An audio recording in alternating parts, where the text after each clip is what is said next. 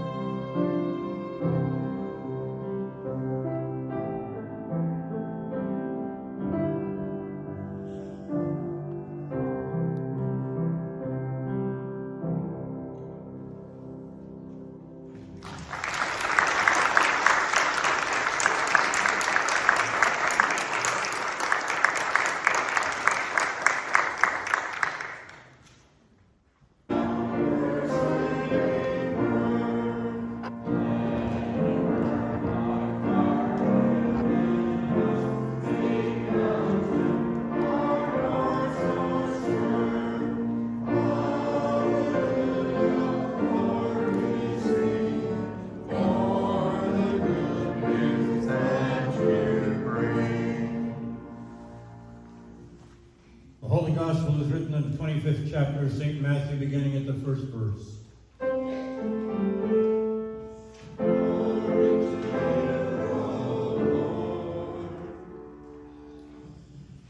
Jesus said to his disciples, "The kingdom of heaven will be like this. 10 bridesmaids took their lamps and went to meet the bridegroom. 5 of them were foolish, and 5 were wise. When the foolish took their lamps, they took no oil with them, but the wise took flasks of oil with their lamps. As the bridegroom was delayed, all of them became very drowsy and slept. But at midnight there was a shout, 'Look, here is the bridegroom. Come out to meet him.' Then all those bridesmaids bridesmaids got up and trimmed their lamps. The foolish said to the wise, "Give us some of your oil, for our lamps are going out." But the wise replied, "No, there will not be enough for you and for us. You'd better go to the dealers and buy some for yourselves." And while they went to buy it, the bridegroom came, and those who were ready went with him into the wedding banquet, and the door was shut. Later the other bridesmaids came also, saying, "Lord, Lord, open to us." But he replied, "Truly I tell you, I do not know you. Keep awake, therefore, for you know neither the day nor the hour." Here ends the gospel for the day.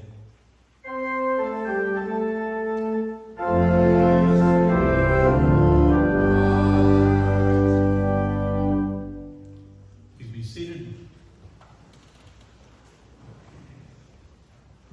I know I've talked a bit about this before in another sermon, but the events of the last 2 weeks helped me to remember an incident I had when I was working down at the Krav Maga studio. And I was talking to a young man, I think he was about 17 then. And he was talking about his summer vacation. And he was really excited about it because he was going to see his grandmother in Israel.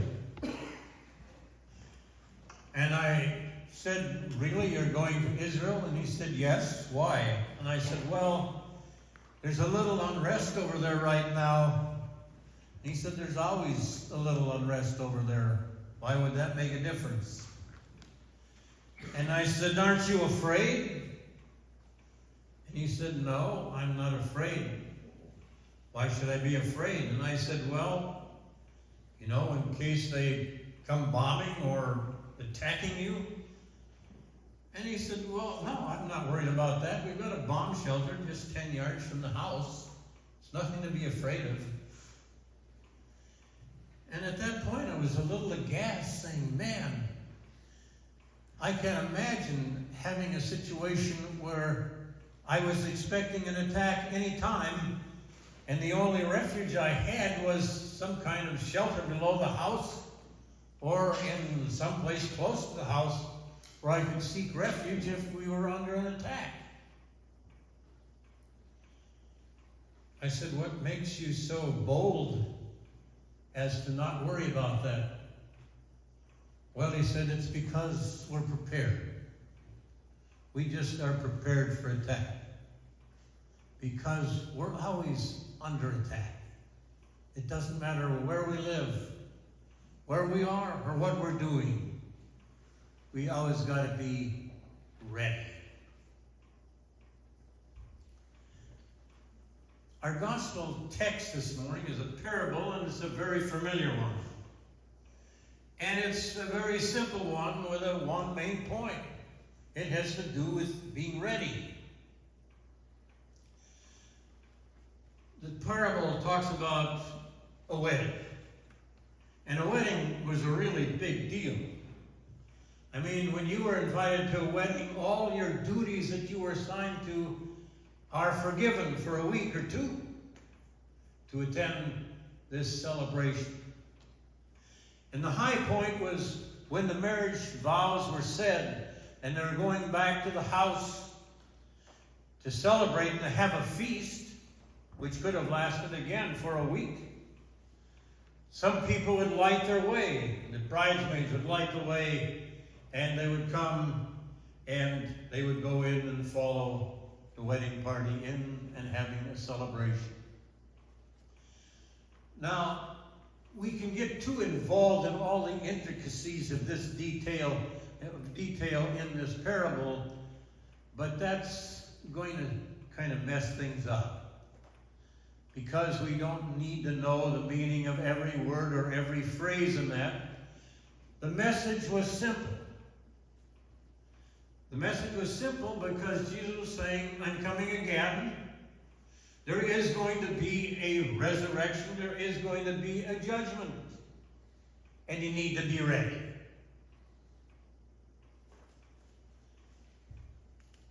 I'm not one that normally preaches a lot of fire and brimstone, but every year there's a a couple of pericope texts that say you've got to preach that there is a resurrection, that there is a judgment, that there is an accounting that we have to make. Actually, the whole 25th chapter of Matthew, which this parable comes from, is all about the final times. That there's going to be accounting. The parable that follows this one is about the talents. And it says that Jesus gives us a certain amount of abilities, certain amount of things that we can do, and we do need to use it for God's glory. But as the gifts are given, so is the response expected. And to those that little is given, there is less expected. And to those whom much is given, much is expected. And then the last half of the chapter deals with the judgment scene itself, where Jesus says, "Come unto me," and he has the questions about, well, actually he tells them. He says, "I was hungry and you gave me to eat. I was thirsty and you gave me to drink. I was in prison or sick and you came and visited me." And you say, no, I didn't do that. But he says, "As you did it to the least of these, my brethren, you did it to me." It's a judgment scene which some of us like and some of us don't like, because it calls us to a fact that we need to be ready for Christ when he comes again. The points were made. Christ will come again. There will be a judgment. Everybody is responsible for their own accounting. You can't borrow from somebody else. We kind of did away with that in the Reformation. I can't be led into the kingdom of heaven by some extra deeds that were done good by St. Thomas of Aquinas. It is the counting of my own life, what I have been given, and what I have given back in terms of my dedication and my commitment to Christ, and because of my belief, because that's how my faith is expressed in what I do for God's children. And so it says, proper preparation is necessary. And that's why you're here this morning, isn't it? You are involved in that preparedness. Preparedness is very important in all situations. What has been the main news for the last 2 weeks, as you probably know, was the attack of the Israelis and the slaughter of 240 people, I believe it was, at some kind of a picnic, and the response that Israel has to Gaza. One thing that you've got to say about Israel is that they are prepared. Just as this young man told me years ago, we are always prepared for attack. They mobilized within 24 hours. How different that is from Ukraine, which really wasn't prepared adequately. They're always on the defensive. And I'm not talking politics, whether one should respond one way or the other. I'm simply pointing out that one is prepared all the time because they've had a long history of being attacked, and they know that they have to be. The commentary on World War II by historians say that the United States was not ready for Pearl Harbor. They kind of were blasé about the fact that they had participated in the First World War, the war to end all wars, and we would never have to worry again. Even though we were warned, even though there was an indication there was a squadron of planes coming to Hawaiian Islands, they still really didn't mobilize properly because they really hadn't gone through enough preparation. The commentary is, if Japan had decided to attack the mainland at that time, we were so weak militarily, we couldn't have responded. The war would have probably gone much, much different. The fact was that there was a number of things that happened that gave us time to rearm ourselves so we could fight the Pacific battles. Being prepared is necessary. And now it's very seldom that you hear much talk about reducing the military because of 9/11. We weren't ready for that. Lack of preparedness. And now we know we can be attacked ourselves. Well, one of the things that was talked about the other day in one of the morning shows was economics. Want to get off the war thing. There are other ways we should be prepared. And the person who was on and being interviewed was a 22-year-old who was now an expert in economics and proper handling of money. And people now come to her in droves, and she has a podcast in which she talks about good money management at the age of 22. One of the questions, interestingly, was asked, in a dating situation with young people dating, when is it that they should start talking about money? And she said, well, if they are really interested in having a long-term relationship, and they think this person maybe has the possibility of being a proper mate, the third date is when they should start talking about money. And the person responded by saying, isn't that a little unromantic? And they say, well, nothing can be less romantic than going broke. Now, if they're really serious about having good relationships, a good majority of the divorces that happen over economic problems or during economic problems. So he said, probably the most romantic thing you can do is start talking about money and the handling of money. Being prepared. And that strikes up a note in me too, because I think one of the problems with a number of divorces in this country is lack of preparedness for marriage. Now, when they get ready to have a wedding, they prepare for the wedding day. They don't prepare for marriage. And if you say, do you need some counseling as far as marriage is concerned? The normal response is no. Are you prepared? What happens if it goes sour?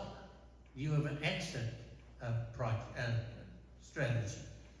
Well, you don't want to think about divorce when you're getting married. Have you decided who handles the money and who handles what funds? And you go on and on asking questions about things that happen. What about if your spouse is injured and permanently disabled?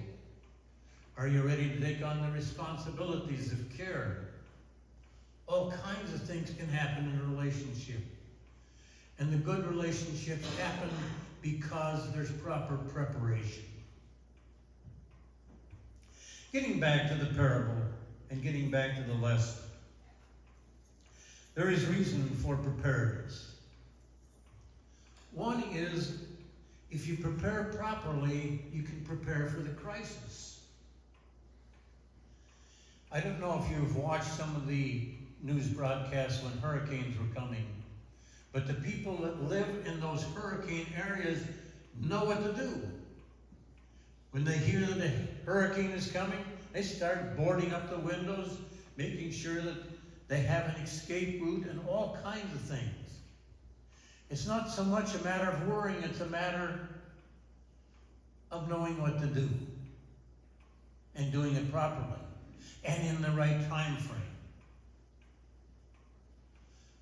The people that really suffer from a hurricane are those that don't take the proper precautions, who have heard so many reports about a hurricane coming and it didn't, that they become blasé about it. They say, I'm just going to sit right here. I'm going to wait it out. Normally that doesn't work too well. When you prepare in advance, you can take care of the crisis. You can take care of the times when you're really called to have moral courage more than you ever thought necessary. When you're making a snap decision, usually it's made emotionally without a lot of common sense.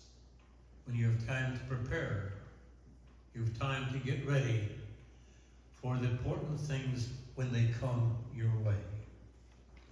And that's the simple story that Jesus was telling us in the parable. Prepare. Make your life a life of commitment. Understand what the directives are of God, and understand how He expects you to live your life among your contemporaries. Because it's all a part of the preparation for the last coming, for Judgment Day. It's sometimes something we can't borrow.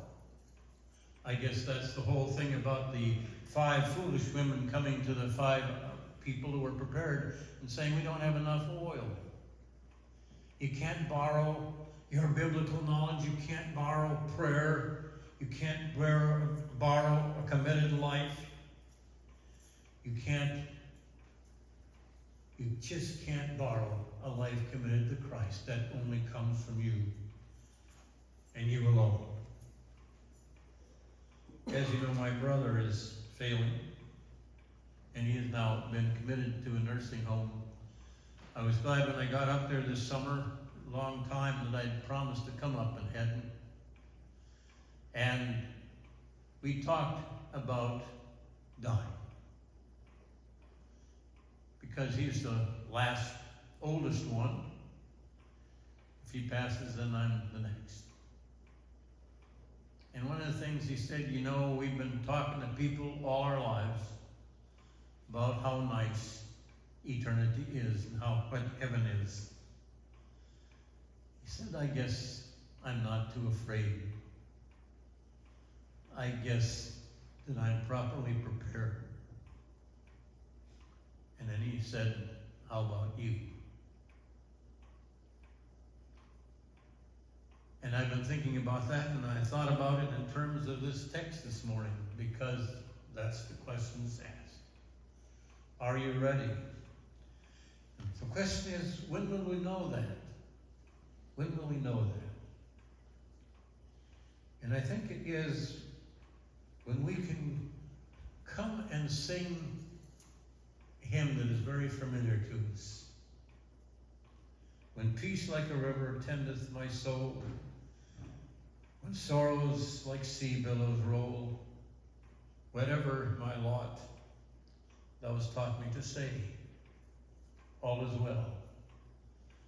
well with my soul.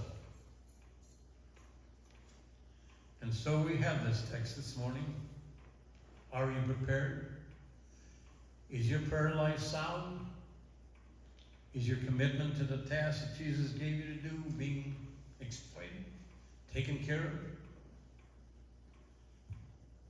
Is all well with your soul? It's simply a matter, Jesus said, of being prepared. Amen. Sermon hymn, I will sing the wondrous story, 64 in your blue book, verses 1 through 3. I will sing the wondrous story. Please stand as you are able.